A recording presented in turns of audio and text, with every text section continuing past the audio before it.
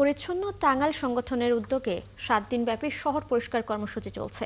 মঙ্গলবার দ্বিতীয় দিনে অংশ নিয়েছেন বিএনপির জাতীয় নির্বাহী কমিটির প্রচার সম্পাদক ও টাঙ্গাইল 5 আসনে বিএনপির মনোনয়ন প্রত্যাশী প্রার্থী সুলতান সালাউদ্দিন টুকু। অংশ নিয়ে সুলতান সালাউদ্দিন টুকু বলেন, পরিচ্ছন্ন পরিবেশ একটি সচেতন সমাজ গঠনের অন্যতম শর্ত। সবাই নিজ নিজ জায়গা থেকে দায়িত্বশীল হলে টাঙ্গাইলকে পরিচ্ছন্ন, সুন্দর ও বাসযোগ্য শহরে পরিণত করা সম্ভব। এ সময় উপস্থিত ছিলেন পরিচ্ছন্ন টাঙ্গাইলের সভাপতি মাহমুদুল হক শানু, সদস্য সচিব সালেহ মোহাম্মদ শাফি ইথেন। অংশ নেন পৌর ও উপজেলা স্বেচ্ছাসেবক দল, যুবদল, ছাত্রদলের নেতা কর্মী সহ স্থানীয় বিভিন্ন শ্রেণী পেশার মানুষ। নেতাকর্মীরা শহরের বিভিন্ন সড়কে পরিষ্কার পরিচ্ছন্নতার কার্যক্রম পরিচালনা করেন।